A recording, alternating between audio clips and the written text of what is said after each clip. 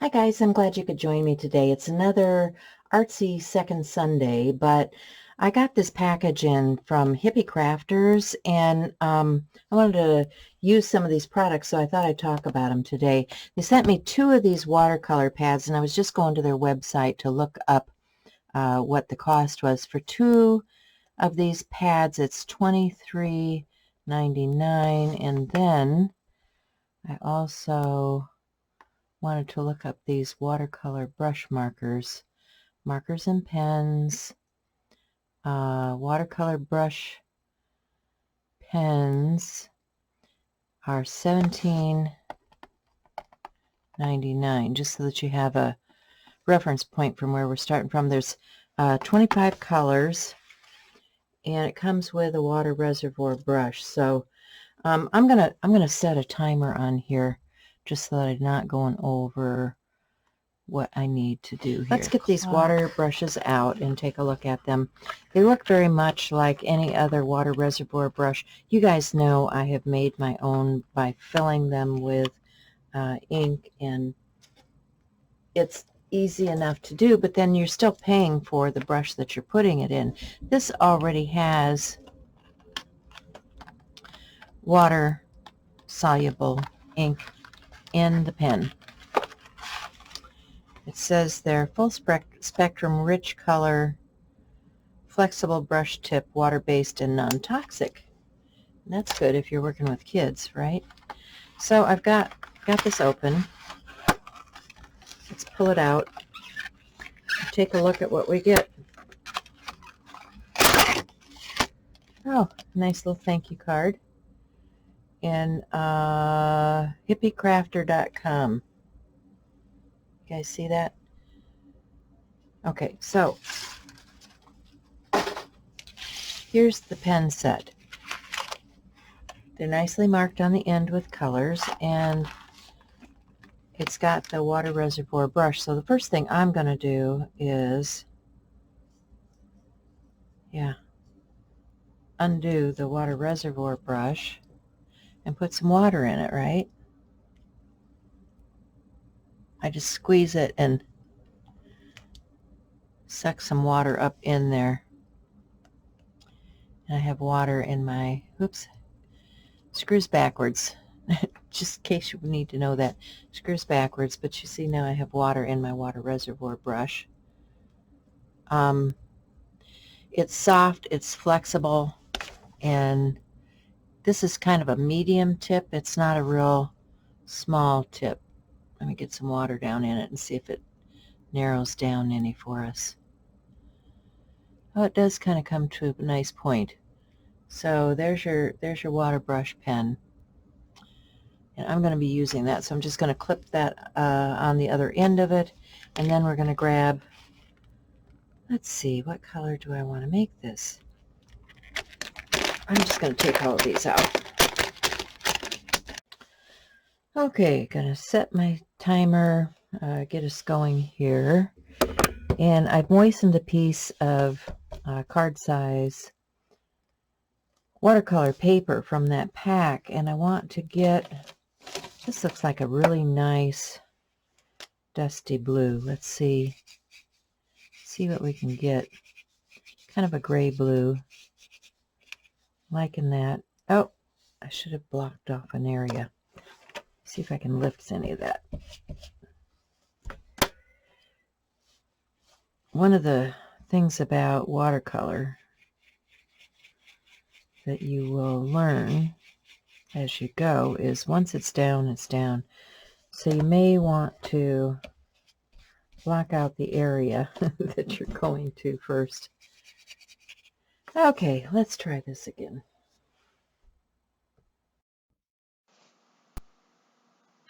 All right, so I did it again and blocked out an area where I didn't want color because I started thinking, put my thinking cap on, and so you can see a spot in the middle that does not have any color yet.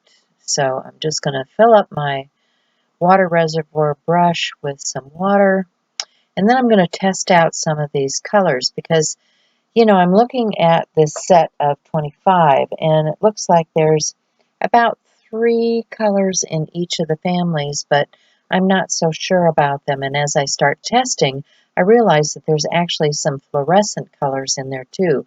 So be sure and swatch these just so that you know what you have, because you know, the color on the end doesn't always indicate what you're going to get when you go to the page. So I'm thinking I want kind of a yellow bird. So I'm going to my yellows and oranges and reds and pulling those out and going to, yeah, going to play.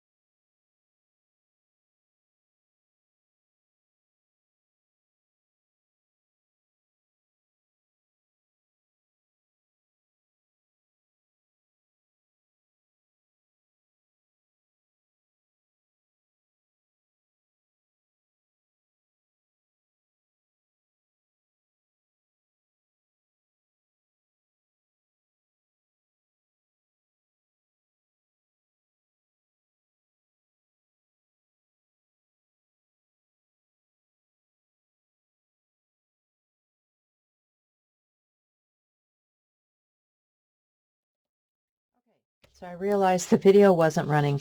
So let me just quickly recap. I took this kind of blue-gray color, wherever it is, and put that into the background. And the way I put it down on the background is to put some off on a block and pick it up, because the way the paper and the ink grab each other is a little bit too intense for a background. So let me get my water brush, and I'm just going to add some water and, you know, come in here and create some sky area. I want to remember, be mindful of the fact that my creature is going to be in this area, so I don't want to add color down here. Just want it up in this region. And I'm going to do the same with some other tones. I've got, let's see, that was the blue-gray. I'm going to grab a green. I had one here that was kind of a, there's 3 greens there. This one is nice olivey green, which I like a lot. It's a yellow green. So let me put some of that down. Still have that blue-gray on my block, which I'm fine with because these greens are pretty bright. If you look at that green, it's really a pretty bright, and I just want to blend those colors. So let me get a little bit of water on my water brush. I'm going to add that pretty olivey green, a little bit of this darker up towards the top, and maybe as the landscape changes here, we'll add a little more of that in. I think I'd also, let's see if we can splatter with this stuff. Let's get a little more of that blue.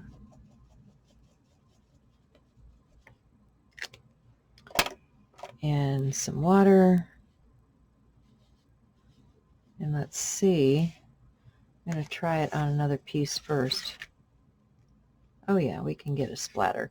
Okay, so let me do a little bit of splatter up here and on the base here. Okay, so that's how we start.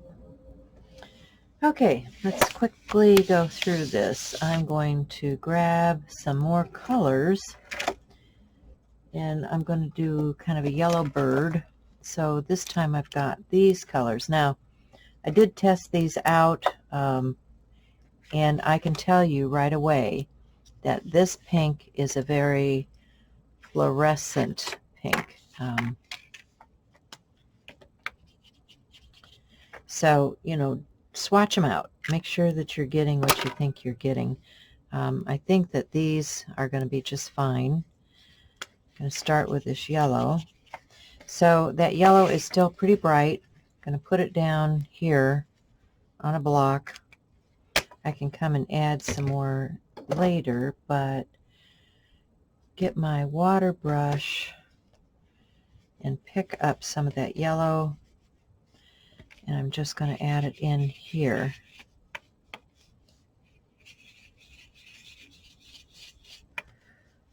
Where I want the body. A little up here, a little down here, and I think that'll be good. Okay, so that's the basis. I'm going to take a little bit of this orange tone, a little bit of the red, and I think I will just mix that up a little.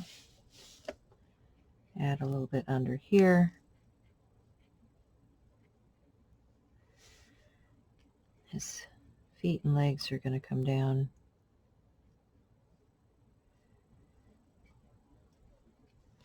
So we'll just let that dry. So I have a dip pen and some India ink. It's still wet enough for me to do anything with here. It's been on my desk for a bit. Fill my dip pen, and I'm just going to do some circular motions here. Going to create some plumage for our little birdie.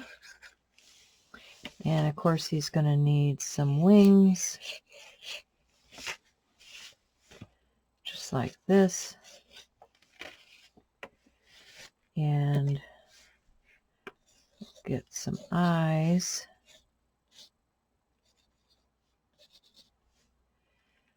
And a beak, right? So once you've done this part, give it a little bit of character with, you know, some legs and breeches and that sort of thing. And give him some nostrils. So I think we're pretty good. What did I do with my rag? Keep a paper Kleenex, or what do you call these? Kerchief out here handy. So then you can come back with some of these colors that are a little bit brighter, and you can add in. So be sure to check out the other artists in the description box below for Artsy Second Sunday. Go find Hippie Crafter. Makes a very affordable Christmas gift for all your artistic friends and kids. And so glad you could be with me today, and I'll see you again next time. Bye.